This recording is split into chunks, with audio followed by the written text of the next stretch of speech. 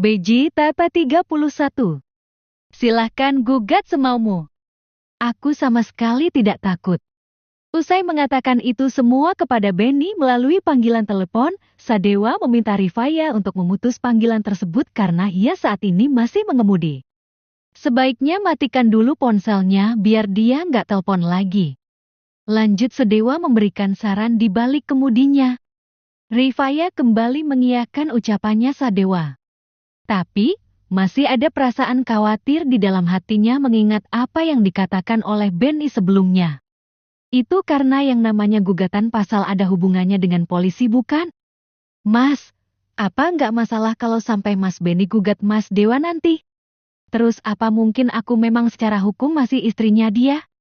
Tapi, kan waktu itu paman dan penghulu menikahkan kita di kampung. Kenapa sekarang malah seperti ini? Gimana ini, Mas? Aku nggak mau Mas Dewa malah diseret ke polisi nantinya. Gimana, Mas?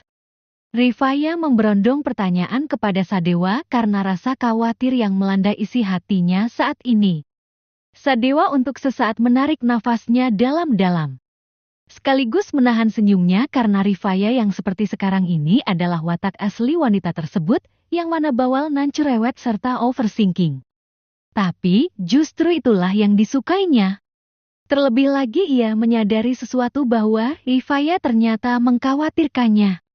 Jangan khawatir, paling besok dia menangis di pojokan karena datang surat pembatalan pernikahan dari pengadilan agama.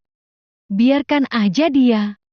Aku sudah mengira dia akan menggugat seperti itu. Tapi batas minimal pengajuan pembatalan pernikahan itu 5 hari setelah perkawinannya itu dilaksanakannya. Semua syaratnya sudah terpenuhi. Ungkapnya dengan santai di balik kemudinya. Itu karena ia memang sudah menghitung semua rencananya dengan matang. Sementara kening Rifaya mengkerut mendengar penuturan Sadewa. Ia baru mendengar yang namanya pembatalan pernikahan. Pembatalan pernikahan, Mas. Maksudnya kayak gimana? Tanya Rifaya. Ia sama sekali tidak mengerti dengan perkataan Sadewa barusan. Iya, pembatalan pernikahan. Jadi, pernikahan kamu sama laki-laki bernama Benny itu secara hukum tidak pernah terjadi. Nanti ada surat dari pengadilan agama yang sudah keluar tentang pembatalan pernikahan kamu sama mantan suami kamu itu. Dengan istilah lain kalian secara hukum bukan suami istri lagi. Selain itu, kita juga akan melakukan pernikahan ulang di KUA untuk melegalkan pernikahan segera hukum. Terang Sadewa yang pada akhirnya membicarakan tentang hal penting yang ingin disampaikannya kepada Rifaya. Namun, Rifaya masih tidak begitu paham tentang apa yang dikatakan oleh Sadewa. Padahal menurutnya mereka sudah menikah sah secara agama dan hukum. Tapi, tidak tahunya masih ada hal yang harus mereka selesaikan. Ia merasa terkesan semuanya tidak semudah yang dibayangkannya selama ini. Jadi, aku nggak usah khawatir ya, Mas. Sama ancaman Mas Benny itu. Tanyanya yang ingin mendengar ke hal intinya saja. Iya, nggak usah khawatir lagi. Tapi, kalau dia benar-benar nekat, maka nggak ada pilihan lain selain melaporkannya ke polisi atas pencemaran nama baik karena sengaja merekayasa video. Tutur Sadewa. Video? Apa mungkin Mas Dewa tahu soal video itu? Rifaya sebenarnya terkejutnya karena Sadewa tahu tentang video dirinya itu. Tapi, seingatnya ia sama sekali tidak pernah mengatakan hal itu kepada Sadewa. Kok, Mas Dewa bisa tahu soal video itu? Lanjutnya yang saat ini bertanya penuh keheranan. Sadewa mengulum senyumnya. Tentu saja aku tahu, aku kan suami kamu, Faya. Maka nggak ada hal yang nggak aku ketahui tentang kamu. Ungkapnya. Rifaya menyipitkan matanya. Ia sama sekali tidak mendapatkan jawaban yang diinginkannya saat ini. Tapi, bisa saja apa yang dikatakan oleh Sadewa itu memang benar adanya yaitu pria tersebut dengan segala kemampuan, kekuasaan dan uang yang dimiliki akan membuatnya melakukan apapun dengan begitu mudah. Besok akan aku antar ke sana. Lanjut Sadewa menjelaskan tentang kegiatan mereka sebelumnya. Kemana, Mas? Tanya Rifaya memastikan. Ke kantor pengadilan agama untuk kelengkapan surat perceraian kamu dengan laki-laki itu, karena harus kamu sendiri yang datang ke sana. Ungkap Sadewa. Oh itu, aku kira harus apa dan? Kenapa nggak dibalas pesanku? Potong Sadewa yang tidak ingin menyia-nyiakan kesempatan untuk berbicara lebih banyak. Terlebih lagi masih ada waktu sampai mereka tiba di rumah nanti. Pesan apa, Mas? Tanya Rifaya balik. Ia sebenarnya sudah tahu bahwa ada pesan yang dikirimkan oleh Sadewa, tapi belum sempat dilihatnya apa isi dari pesannya. Coba kamu periksa di HP kamu itu dan untuk nomor mantan suami kamu, sebaiknya nomornya diblokir agar tidak mengganggu kamu lagi. Tutur Sadewa tanpa menolak karena sedang fokus ke jalanan yang ada di depannya itu. Rifaya menghembuskan nafasnya pelan.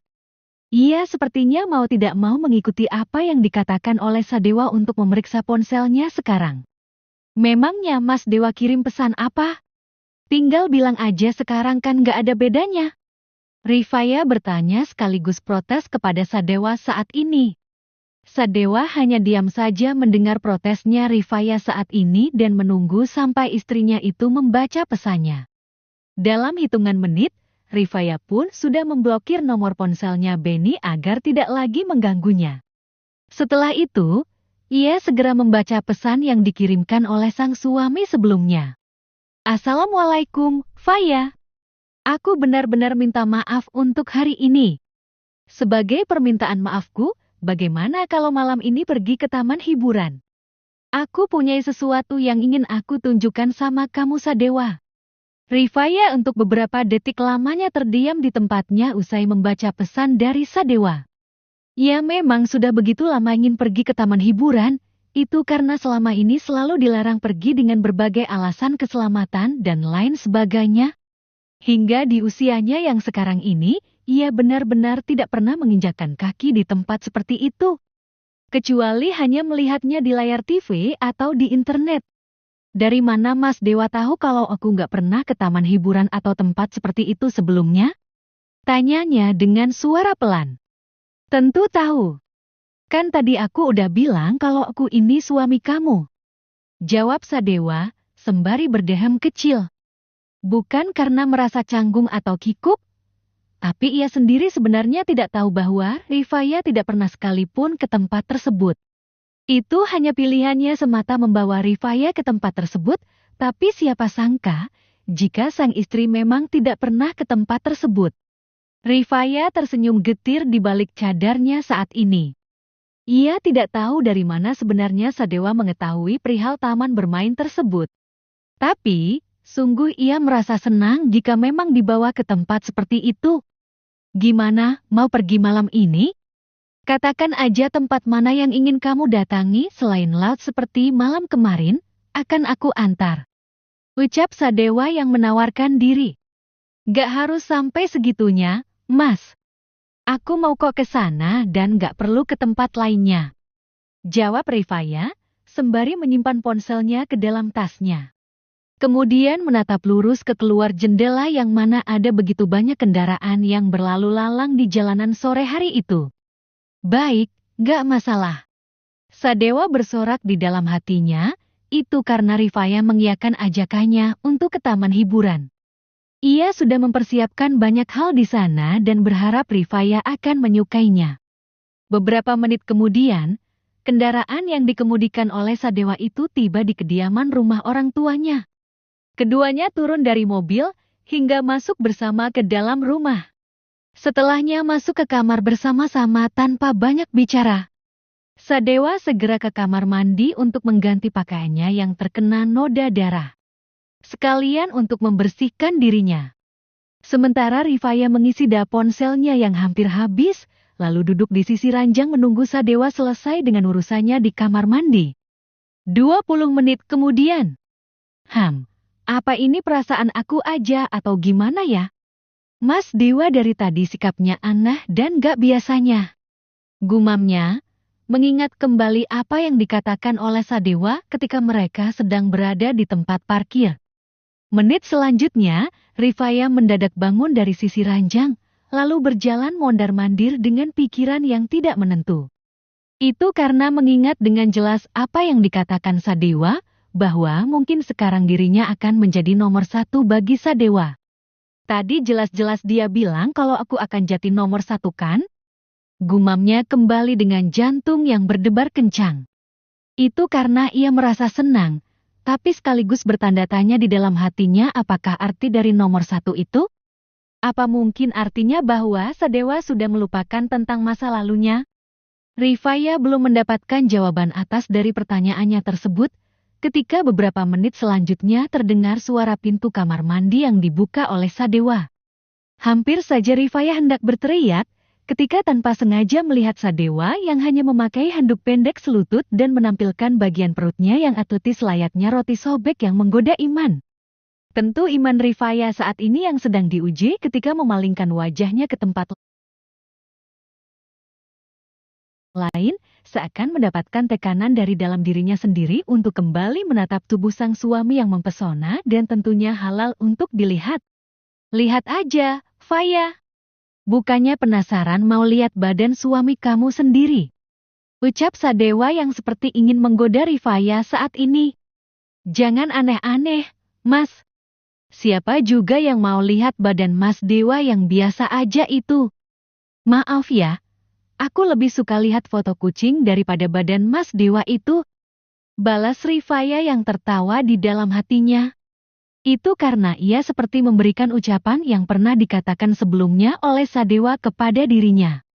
Sadewa menghela nafasnya panjang, lalu berjalan dengan gontai menuju ke lemari pakaian. Ia sama sekali tidak pernah berpikir akan disamakan atau bahkan tidak sebanding dengan kucing. Padahal ia selama ini sudah berusaha keras untuk membentuk tubuhnya itu. Kata siapa biasa aja. Di tempat gym banyak perempuan yang sampai teriak-teriak karena melihat otot perut yang sempurna ini. Sadewa sengaja mengatakan itu karena ia tidak terima bentuk tubuhnya bandingkan dengan seekor kucing. Rifaya memutar bola matanya mendengar apa yang dikatakan oleh Sadewa barusan, di mana mengatakan tentang ada banyak wanita yang sudah melihat bentuk tubuh suaminya tersebut. Ya udah, Mas Dewa pamer aja sama perempuan yang ada di luaran sana. Biar diteriakin. Ucapnya saat ini yang berwajah masam. Kini Sadewa seperti termakan oleh ucapannya sendiri, karena malah mengatakan tentang wanita lain.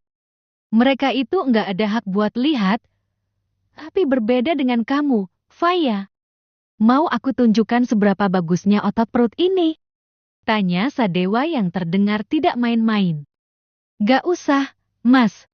Pakai baju aja sana. Aku juga mau ke kamar mandi. Mau mandi dan sholat asyar juga.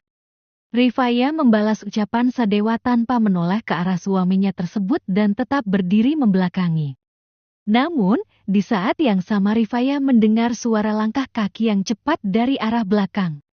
Ternyata, Sadewa yang berjalan menghampiri Rifaya, dengan hanya mengenakan handuk pendek yang menutupi tubuh atletisnya. Lihat dulu, baru komentar. Ucap Sadewa setengah berang, seraya memegang kedua pundak Rifaya dengan gerakan cepat, lalu membalikan tubuh gadis itu sehingga mereka berhadapan langsung. Dengan mata terbelalak dan wajah yang memerah, Rifaya menatap Sadewa yang tampil setengah telanjang tepat di depan matanya. Jantung Rifaya berdebar kencang, seolah ingin meledak dari dada yang sesak, sementara emosi bercampur aduk antara rasa malu, kaget, dan jengkel yang memuncak. Mas, apa-apaan sih? Nggak lucu tahu. Decaknya sambil memejamkan matanya karena tidak mau melihat hal yang tidak seharusnya dilihat. Siapa yang lagi melucu? Aku mau kamu lihat bagaimana badan suamimu ini, apa memang benar-benar biasa aja atau? Gak harus maksa juga lah, Mas.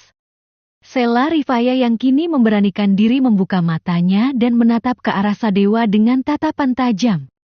Mendengar ucapan Rifaya, seketika Sadewa tersadar bahwa apa yang dilakukannya saat ini memang salah. Entah karena tersinggung dibandingkan dengan kucing atau memang ia merasa Rifaya malah semakin menjauh dan menghindar darinya. Maaf, aku nggak ada maksud buat masa kamu, Faya. Ucapnya dengan nada datar. Kemudian melepaskan cengkeramannya pada kedua pundak Rifaya saat ini. Ia lupa jika ada dua hal yang tidak diinginkan oleh Rifaya, yaitu dikasihani dan juga dipaksa. Ketika Sadewa memasang wajah kekecewaan di depannya beberapa detik yang lalu, Rifaya malah dihampiri rasa bersalah. Padahal ia juga bukan bermaksud untuk mengatakan hal seperti tadi, hanya saja bercandanya Sadewa memang sama sekali tidak lucu. Padahal ia sebelumnya dengan terang-terangan memakai lingerie, tapi Sadewa lah yang mengabaikannya. Jadi, apa salahnya jika dirinya melakukan hal yang sama kepada suaminya tersebut? Sementara Sadewa menarik nafasnya dalam-dalam dan menghembuskannya pelan. Itu karena ia hampir saja melakukan kesalahan lagi dan permintaan maafnya sebelumnya akan menjadi sia-sia. Tenangkan dirimu, Dewa.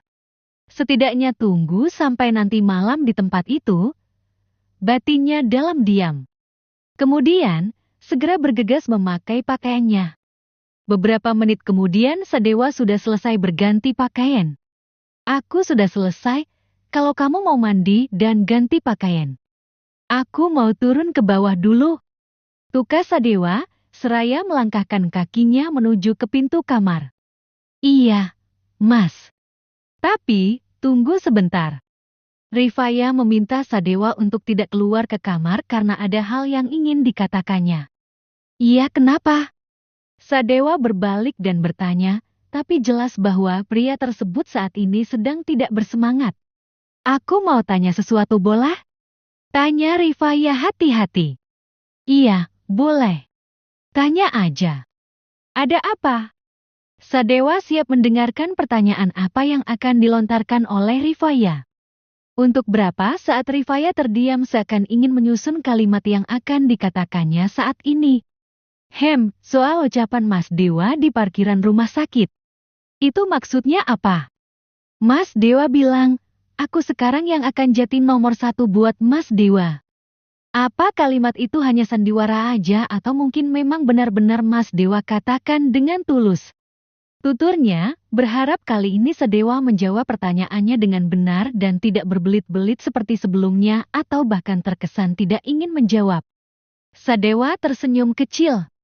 Ia merasa Rifaya sedikit banyak paham apa yang dikatakannya waktu di rumah sakit. Tentu aja tulus. Memangnya kamu pikir orang lain itu nggak boleh berubah? Sudah, mandi sana dan temui aku di kebun belakang. Tukasnya yang untuk pertama kalinya menampilkan senyuman yang sudah lama tidak pernah ditunjukkannya kepada siapapun. Bahkan termasuk kepada ibunya sendiri setelah kecelakaan berapa tahun yang lalu. Di mana telah merenggut senyumannya sejak itu. Setelah itu, Sadewa pun keluar dari kamar dan meninggalkan Rifaya yang masih terpaku di tempatnya. Siapa yang tak terpesona? Karena ini merupakan pertama kalinya Rifaya melihat senyuman Sadewa yang begitu manis, seolah menyihir dan membuat jantungnya berdegup kencang. Selain itu, jawaban Sadewa tadi membuka cakrawala pemikiran Rifaya tentang sosok suaminya yang sebenarnya. Masya Allah, kenapa nggak dari kemarin-kemarin senyumnya kayak gitu, Mas? Tambah ganteng double-double tahu. Gumam Rifaya. Pipinya memerah menahan rasa malu dan bahagia yang bergemuruh di dalam dada. Meskipun sebelumnya Rifaya telah berjanji pada dirinya sendiri untuk tidak peduli dengan Sadewa, namun entah mengapa, kali ini hatinya seakan luluh tak berdaya hanya karena sebuah senyuman yang tulus dan hangat darinya. Menit selanjutnya, Rifaya baru tersadar bahwa sudah terlalu lama berdiri di sana. Ia pun segera bergegas untuk membersihkan dirinya dan juga menunaikan syalat asyar. Di dalam ruang sempit itu, Rifaya membayangkan hal apa yang sebenarnya ingin ditunjukkan oleh Sadewa kepada dirinya nanti malam. Apa ya? Duh, jadi nggak sabar buat nanti malam. Ucapnya bermonolog membayangkan hal menyenangkan di taman bermain nanti. Ia yakin pasti ada banyak orang di sana, juga beraneka ragam makanan dan permainan yang disediakan di sana. Di saat Rifaya masih di kamar mandi, Sementara itu Sadewa berada di luar rumah atau lebih tepatnya sedang berjalan kaki menuju ke musola terdekat yang tidak jauh dari area komplek perumahan tersebut. Sebenarnya itu kali pertama dibagi Sadewa ke tempat ibadah yang memang diwajibkan untuk laki-laki. Ia selama ini yang sibuk bekerja dan begitu jauh sekali dengan yang namanya hal rohani dan sering melalaikan kewajibannya. Tapi, sejak Sadewa bertemu dengan Rifaya hatinya seakan mendapatkan hidayah yang selama ini datang, tapi tidak pernah dijemputnya dengan tangan terbuka. Meskipun begitu, niatnya itu masih diam-diam mendapatkan cibiran. Tumben Pak Dewa syalat di sini? Apa jangan-jangan sudah tobat karena pekerjaannya main pecat orang? Ya, harus ke masjid lah. Itu kan istrinya pakai cadar, masa ia disyalatnya di rumah seperti perempuan saja. Ya, alhamdulillah. Kita harusnya ikut bersyukur karena Pak Dewa sudah diberikan hidayah sehingga bisa ikut sholat di masjid. Beruntung tidak sedikit ada yang menyambut kedatangan Sadewa di musola tersebut dengan sukacita. Mereka sebagian senang karena musala yang tadinya sepi, hari itu malah banyak datang karena mendengar Sadewa ke tempat tersebut. Bukan tanpa alasan, Sadewa menjadi bahan pembicaraan di area kompleks tersebut. Itu karena sebagian besar anak-anak perempuan mereka memiliki harapan ingin dinikahi Sadewa. Maklumlah, di rumah Fatimah seminggu sekali diadakan pengajian sehingga sebagian besar warga di komplek tersebut cukup mengenal keluarga Sadewa dan sebagian ada yang bekerja di perusahaan pria tersebut. Sadewa pun menunaikan ibadahnya dengan tenang di tempat tersebut. Tidak lupa ia juga memanjatkan doa-doa terbaik tentang niatnya untuk membuka hati kepada istrinya. 1 jam kemudian, Rifaya sudah selesai dengan urusan mandinya, berganti pakaian dan juga ibadah sholat asyarnya. Sesuai dengan permintaan Sadewa sebelumnya, di mana untuk bertemu di kebun belakang. Namun, siapa sangka Rifaya mempunyai tamu yang ternyata baru saja tiba di rumah tersebut. Tamu itu adalah Nenek Amurti. Ia sudah diberitahu oleh Sadewa, Rifaya akan pulang ke rumah sore hari itu. Selain karena Nagita tidak ada di rumah tersebut sehingga ia sengaja datang ke tempat tersebut. Di saat yang sama, Rifaya tentu saja terkejut karena keberadaan Nenek Sadewa yang saat ini ada di hadapannya. Ia bahkan tidak tahu harus bersikap seperti apa sekarang, mengingat apa yang telah dilakukannya siang tadi kepada Nenek Amurti. Masya Allah, Faya. Amurti menyambut Rifaya, lalu memeluk gadis tersebut dengan pelukan hangat. Maafkan Nenek ya, Faya. Nenek terlalu kasar sama kamu. Nenek minta maaf. Ucap Amurti dengan isak yang tertahan. Untuk sejenak, Rifaya terdiam di tempatnya hingga tidak sadar meneteskan air matanya. Itu karena dalam satu hari itu dia sudah mendapatkan permintaan maaf dari 2 orang yang sebelumnya telah menyakiti perasaannya. Meskipun memang terasa sakit, tapi mendengar orang-orang itu meminta maaf langsung kepadanya, ia merasa seperti dihargai keberadaannya. Aku juga minta maaf, Nek. Aku juga nggak sopan bicara kayak gitu sama Nenek. Maafin aku. Mendadak Rifaya terisak di dalam pelukan neneknya Sadewa itu, seakan ingin mengeluarkan kesedihan yang sejak tadi dipendamnya. Sadewa yang sedang ada di sana diam dan memperhatikan. Ia membiarkan Rifaya menangis, jika memang bisa membuat istrinya itu merasa lebih baik. Selang beberapa menit kemudian, Rifaya melonggarkan pelukan neneknya Sadewa karena sudah merasa lebih baik dari sebelumnya. Ia merasa sudah melepaskan semua kesedihan yang ada di hatinya. Memang yang paling terbaik untuk menghilangkan kesedihan adalah dengan cara menangis alias mengeluarkan air matanya. Nenek, bawakan makanan untuk makan malam. Nanti makan sama Dewa ya. Kalau Dewa macam-macam tinggal bilang ke Nenek aja.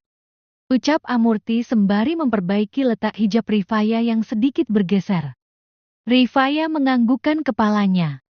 Ia seperti mendapatkan seorang Nenek sesungguhnya yang selama ini tidak pernah ditemuinya.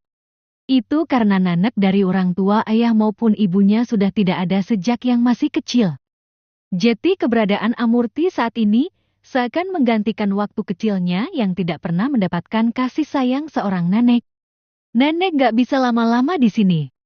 Mungkin lain kali nenek bakalan kesini buat jenguk kamu, Faya. Lanjut Amurti yang hendak berpamitan. Sebenarnya bukan karena tidak ingin berlama-lama di sana, tapi karena ia sudah mendengar bahwa Nagita sudah dalam perjalanan pulang menuju ke rumah tersebut. Entah sampai kapan ia bisa menerima cucunya tersebut. Akan tetapi, Rifaya tampaknya tidak ingin Amurti pulang cepat dan bisa lebih lama di sana untuk mengobrol dengannya. Kok sebentar, Nenek? Di sini aja makan malam bareng aku sama Mas Dewa. Ucapnya yang mencegah Nenek Amurti untuk pulang. Rifaya bersikeras neneknya Sadewa itu untuk tidak pulang. Tapi Nenek Amurti lebih keras kepala dari gadis tersebut. Dia harus pulang apapun yang terjadi. Bahkan, ketika Sadewa mengatakan untuk tetap tinggal, tapi Nenek Amurti memilih untuk pulang hari itu juga. Benar kata Rifaya. Nah, lebih baik ikut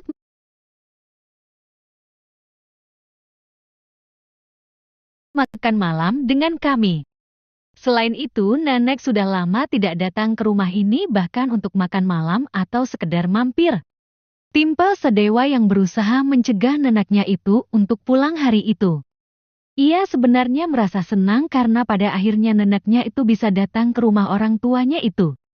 Mungkin karena keberadaan Rifaya membuat neneknya itu memaksakan diri datang. Tolong mengerti, Dewa. Nenek harus pulang, mungkin lain waktu akan mampir ke sini lagi. Tukas Amurti bersikuku untuk keluar dari rumah tersebut. Rifaya dan Sadewa pada akhirnya tidak bisa membuat sang nenek tetap tinggal, hingga pada akhirnya pamit pulang dan mereka mengantar sampai ke teras depan. Janji ya, nenek nanti kesini lagi ikut makan malam bersama kami. Pinta Rifaya ketika nenek Sadewa tersebut sudah masuk ke dalam mobil. Iya, nenek janji. Jawab Amurti dengan senyuman di wajahnya. Ia seakan mendapatkan seorang cucu perempuan yang paling diinginkannya selama ini. Ya udah, nenek hati-hati di jalan ya. Dah. Rifaya melambaikan tangannya di saat kendaraan yang membawa nenek Amurti itu melaju pergi dan meninggalkannya dan yang Sadewa yang masih berdiri di tempat tersebut. Ketika kendaraan roda 4 itu sudah tidak berada dalam pandangan mereka, Sadewa mengajak Rifaya untuk pergi bersamanya ke kebun belakang. Ayo pergi. Ajak Sadewa yang melangkahkan kakinya terlebih dahulu. Kemudian diikuti oleh Rifaya dari belakang, hingga mereka berjalan beriringan menuju ke rumah kaca yang ada di belakang rumah.